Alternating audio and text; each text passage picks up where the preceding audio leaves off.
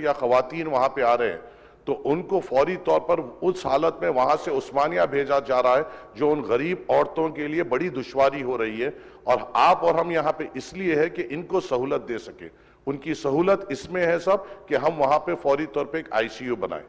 उसी के साथ साथ नीलूफर चिल्ड्रंस हॉस्पिटल जो हिंदुस्तान का सबसे बड़ा बच्चों का हॉस्पिटल है, अफसोस की बात यह है साहब, 2 साल पहले इसी 0 ओवर में मैंने यहां पे एक मुद्दा उठाया था कि वहां पे एक एमआरआई की सख्त जरूरत है और मुझे यहां पे तवक्कुन दिया गया था हो जाएगा। 2 साल हो गए, नहीं हुआ सर।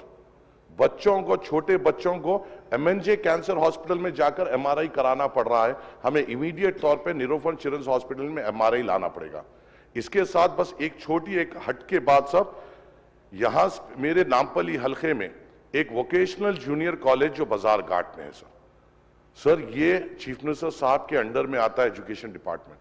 पिछली बार बारिशों में हर एक मीडिया ने रिपोर्ट किया है कि ये पर्टिकुलर कॉलेज पूरा डिलैबरेट कंडीशन में है और यहां पे जो बच्चे पढ़ रहे हैं इनकी जिंदगियों को खतरा है। सर, उतना बड़ा इश्तिहारात पूरे अखबारात में आए, तेलुगु मीडिया में आए, मगर अफसोस की बात है साहब, हमारे लिए कोई ओहदेदार वहां पर आगे बढ़कर उसके लिए क्या इक़दाम लेना चाहिए, किस तरीके से जल्दी उसका सैंक्शन लेते हुए वहां पे एक तामीराती काम शुरू करना चाहिए, इसके ऊपर इक़दाम नहीं ले रहे हैं सर। खुदा ना खास्ता कुछ हादसा होगा, कोई ऑफिसर बदनाम नहीं होगा सर, कोई ऑफिसर पे उंगली नहीं उठेगी सर। उंगली उठेगी तो ऑनरेबल उनके ऊपर उठेगी जिनके उसमें ये पोर्टफोलियो है सर, और जो हम नहीं चाहते सर, क्योंकि हम उनकी इज्जत करते हैं।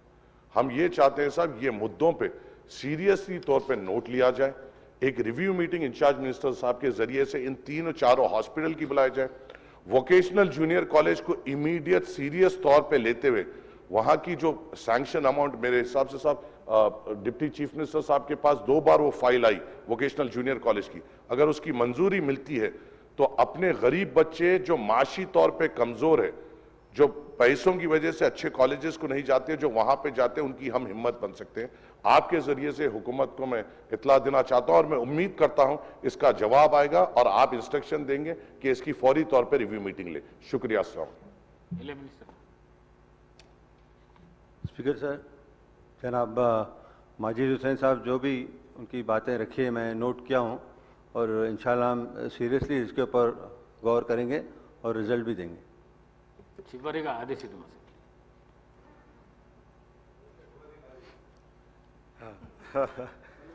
ధన్యవాదాలు అధ్యక్ష. ప్రధానంగా గల్ఫ్ కార్మికులకు సంబంధించినటువంటి చర్చ కూడా జరగడం జరిగింది. ఇంకా మా మంత్రి గారు కూడా సమాధానం కూడా చెప్పడం జరిగింది. ఈ రాష్ట్ర ప్రభుత్వము గల్ఫ్ కార్మికుల సంక్షేమం కోసం ఒక సలహా మండలిని కూడా వేయడం జరిగింది అధ్యక్ష. వారికి అక్కడ మరణించినటువంటి వారికి 5 లక్షల రూపాయలు ఇచ్చేటువంటి కార్యక్రమాన్ని కూడా అమలు చేస్తూ ఉంది గౌరవ ముఖ్యమంత్రి రేవంత్ రెడ్డి గారి నాయకత్వంలో. ప్రధానంగా గల్ఫ్ కార్మికులకు సంబంధించిన కొన్ని సూచనలు ఈ 2026-27 బడ్జెట్లో కొంత నిధిని వెచ్చించి వారికి మనము సమగ్రంగా హెల్ప్ చేయడానికి కోసం నిధులు ఇవ్వాల్సిన అవసరం ఉందని చెప్పిన భావన వ్యక్తం చేస్తూ మనం సీఎం ప్రవాసీ ప్రజావాణి కూడా ఫిర్యాదు కేంద్రాన్ని ఏర్పాటు చేసినాం. అక్కడ ఒక హెల్ప్ లైన్ ప్రత్యేకంగా ఏర్పాటు చేస్తే బాగుంటుందనేది వారు చెప్పినటువంటి సూచన. గల్ఫ్ వలసదారుల పిల్లల కోసం మన గురుకులాల్లో మనం సీట్లు ఇస్తామని చెప్పినటువంటి మాట ఏదో 2026-27 విద్యా సంవత్సరానికి తగు చర్యలు ప్రణాళికను సిద్ధం చేసుకుంటే బాగుంటుందనేది వారు ఇచ్చేటువంటి సూచన. ఎందుకంటే సుమారు 10 లక్షల మంది గల్ఫ్లో ఉన్నటువంటి వారి పిల్లలు చదువుకునేటువంటి వారికి.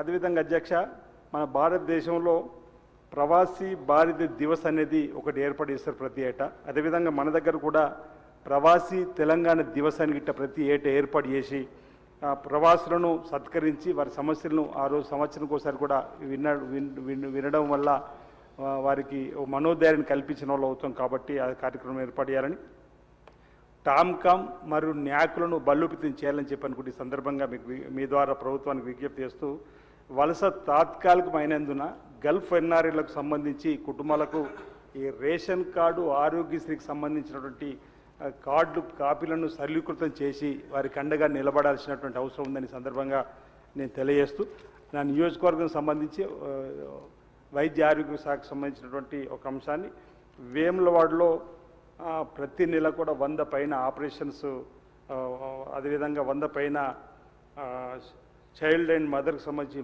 మాతా శిశు కేంద్రానికి సంబంధించినటువంటి ప్రసవాలు కూడా జరుగుతూ ఉన్నాయి. అక్కడ 50 పడకల ఆసుపత్రి కావాలని చెప్పి ప్రతిపాదన పంపించడం జరిగింది. అది MCHగా అది ఇవ్వాలని చెప్పి మీ ద్వారా కోరుతూ, ఇంకొకటి ఈ పల్లె దవా మినిస్టర్ గారు ఇప్పుడు అప్పుడేమో అరణ్య రోదన, ఇప్పుడు ప్రజాపాలన అయితే ఒక పల్లె అధ్యక్ష, నాకు ఈ అవకాశం ఇచ్చినప్పుడు మీకు ప్రత్యేక ధన్యవాదాలు. ఓకే, హరీష్ రావు గారు మీరు చెప్పినట్టు సూచన పాటిస్తున్నారు, మీరు కూడా ఇదే విధంగా సూచన పాటించాలని. ప్రవాసీ భారతీయులకు సంబంధించి ఇప్పటికే ప్రజాభవన్లో ప్రతి నెల ప్రజా విజ్ఞప్తులు అంటే ప్రవాసీ భారతీయుల సమస్యల్ని వినడానికి ఒక కేంద్రాన్ని కూడా ఏర్పాటు చేయడం జరిగింది అధ్యక్ష. అది కాక ఎటువంటి చర్యలైనా కూడా ప్రవాసీ అంటే ఎక్కడైతే బయట NRIs ఉన్నారో అంటే గల్ఫ్ పర్టికులర్లీ లేబర్కి సంబంధించి అదే టైం కామ్ను కూడా పటిష్టవంతం చేస్తూ విదేశాల్లో ఉన్న అవకాశాలన్నింటినీ వివిధ జిల్లాల్లో క్యాంప్స్ నిర్వహించి కూడా వారికి అవసరమైతే ట్రైనింగ్స్ భాష కూడా నేర్పి వారికి బయట చాలా అవకాశాలు ఉన్నాయి చాలా దేశాల్లో. ప్రజలను మీ ద్వారా కోరేది ఏంటంటే ఎవరైనా కూడా ఈ టైం కామ్ ఏజెన్సీ ద్వారా మాత్రమే పోయే ప్రయత్నం చేయండి, బోగస్ ఏజెన్సీ ద్వారా వద్దు. ప్రభుత్వమే నేరుగా మీకు ఉద్యోగ అవకాశాలు కల్పించే విధానమైనటువంటి ఒక ఏజెన్సీని ఏర్పాటు చేసి మానిటరింగ్ చేస్తుందనే మాటని ఈ సందర్భంగా మనం చేస్తున్నాం అధ్యక్ష. The House is urgent to meet again at 10 AM on Thursday, the 2nd January 2026.